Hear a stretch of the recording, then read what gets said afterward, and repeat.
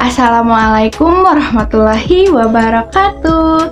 Perkenalkan, nama saya Tasya Salsabila dengan NIM 11920600108 dari kelas 5C jurusan Pendidikan Biologi. Pada kesempatan kali ini saya akan mempraktikumkan praktikum kedua pada mata kuliah Fisiologi Hewan yang diampu oleh Ibu Hajah Astriyanti Masud SSI MPD dan oleh asisten praktikum Teh Dipa. Nah, pada kesempatan kali ini akan mempraktikumkan mengenai sistem pernapasan seperti manusia, hewan, dan tumbuhan. Nah, bernapas ini kan menghirup oksigen yang mengeluarkan karbon dioksida dan juga uap air dimulai dari hidung dan adanya penyaringan di dalam hidung oleh rambut-rambut hidung. Nah, pernapasan ini ada dua, yaitu ada pernapasan perut dan pernapasan dada. Pernapasan dada ini fokusnya adalah adanya terjadi karena otot antar tulang rusuk yang mengangkat adanya tekanan di dada dan membuat paru-paru mengembang. Kemudian di otot perut, pernapasan perut ini karena terjadi adanya gerakan diafragma yang berkontraksi. Kemudian paru-paru dan rongga dada juga membesar dan mengembang gitu. Kemudian ada juga kapasitas udara pernapasan, seperti kapasitas paru-paru total sekitar 4,5 liter yang merupakan volume udara di dalam paru-paru setelah tarikan nafas maksimum. Sedangkan yang kedua ada kapasitas sisa pernapasan, saat kita sudah menghembuskan nafas ternyata di dalam masih ada nih udara yang kita simpan sekitar 3,5 liter. Dan yang terakhir adalah frekuensi pernapasan. Frekuensi pernapasan ini adanya intensitas atau mengeluarkan udara per menit yang kita lakukan. Nah, tujuan dari praktikum ini adalah untuk mengukur kapasitas di dalam paru-paru. Alat dan bahan yang digunakan yaitu galon 5 liter dengan penutup, gelas ukur 250 ml, baskom plastik besar, spidol, solatif, dan selang akuarium 60 cm. Langkah kerja yang pertama yaitu siapkan alat dan bahan dan mulai dengan tempelkan solatif kertas pada pinggiran galon. Langkah kedua yaitu siapkan air, kemudian isi air pada gelas ukur setiap 250 ml ya teman-teman. Lalu terbalikan galon dan tandai batas air dengan spidol.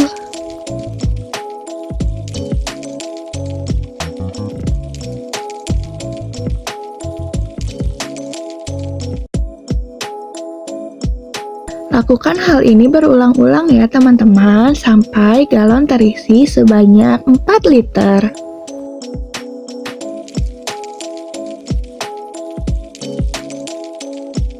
Siapkan juga air dalam baskom setengah atau seperempat wadah.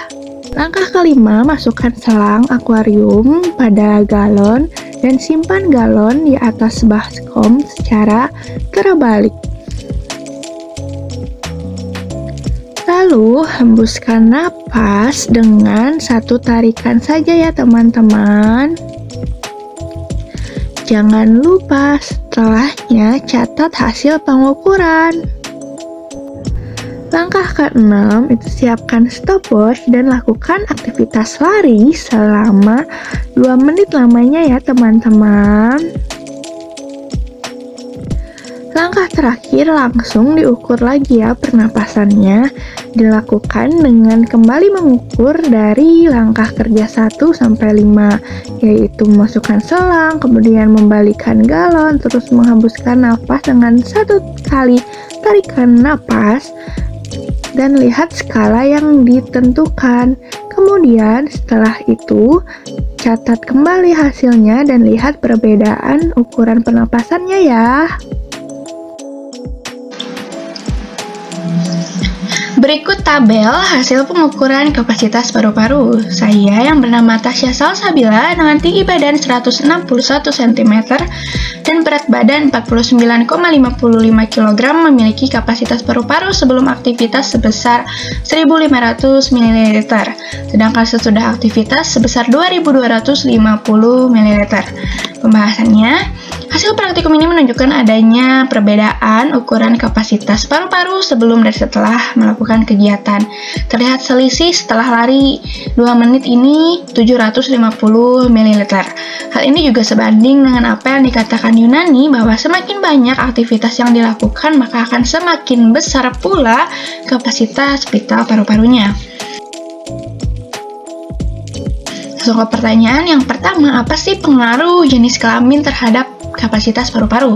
Yang pertama, jenis kelamin itu mempengaruhi ukuran, volume, dan kapasitas paru-paru. Pada wanita ini lebih kecil, sekitar 20-25% dibanding pria ya. Pria dewasa memiliki kira-kira 4,8 liter dan wanita dewasa itu 3,1 liter kapasitas paru-parunya. Hal ini disebabkan adanya perbedaan kekuatan otot, jumlah hemoglobin, dan luas permukaan tubuh.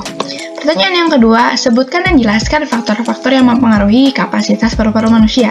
Yang pertama itu faktor fisik ya, seperti ada riwayat penyakit, atau ada asma atau tidak gitu, karena asma itu bisa memperkecil volume kapasitas paru-paru manusia.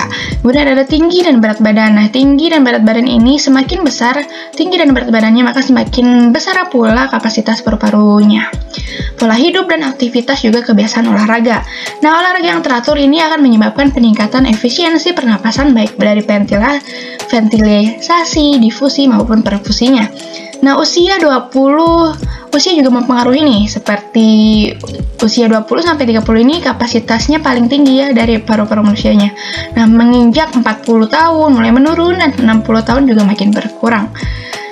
Pengaruh lainnya adalah seperti jenis kelamin dan ras. Ini ada penelitian dari Kurnia mengatakan bahwa kapasitas paru-paru ini rata-rata pada laki-laki itu 3,4 dan perempuan 2,2 di manusia Jawa ya. Di ras Jawa. Nah, ternyata lebih kecil dari kapasitas vital paru-paru yang direkomendasikan oleh ICRP. Masing-masing itu seperti 5,2 dan 3,61. Pertanyaan ketiga, berapa jumlah volume udara paru-paru yang tertinggal selama pernapasan berlangsung? Mengapa demikian? Dan jelaskan. Nah, sisa setelah kita menghirup udara dan menghembuskannya lagi itu di dalam paru-paru masih ada tersisa 1000 cc atau 500 sampai 1000 ml lah. Nah, ini disebut juga sisa udara residu ya, untuk mempertahankan saturasi oksigen dalam paru-paru. Jika hal ini terganggu atau nol akan menyebabkan denaturasi atau kehilangan kesadaran. Pertanyaan keempat, apakah yang dimaksud dengan udara tidal, volume udara suplementer, volume udara komplementer, dan kapasitas vital udara pernapasan? Nah, udara tidal ini adalah volume udara yang kita hirup atau kita hembuskan saat inspirasi dan ekspirasi saat bernapas ini normal. Ya, besarnya saat normal ya, kira-kira itu 500 ml pada rata-rata orang dewasa muda. Sedangkan udara suplementer itu adalah udara yang dihembuskan pada ekspirasi maksimum ya, yang sekuat-kuatnya. Ini dengan mengerutkan otot perut kuat-kuat sekitar 1100 ml. Sedangkan udara komplementer itu sebaliknya dari suplementer, yaitu volume udara ekstra yang dihirup setelah volume tidal, yang tambahan dari volume biasa kita hirup itu sekitar 3000 ml.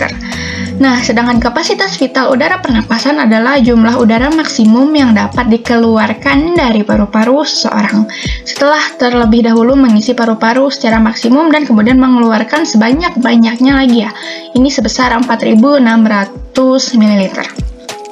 Kesimpulan dari praktikum ini ada dua. Yang pertama ini meningkatkan kapasitas vital paru-paru setelah melakukan aktivitas. Dan yang kedua adalah volume dan kapasitas vital ini setiap orang dipengaruhi oleh kondisi fisik, usia, jenis kelamin, tinggi dan berat badan, ras, pola hidup, aktivitas, dan kebiasaan olahraga. Sekian dari saya, mohon maaf apabila banyak kekurangan dan bisa dilihat daftar pustakanya sebagai berikut. Wabillahi taufiq wal hidayah. Wassalamualaikum warahmatullahi wabarakatuh.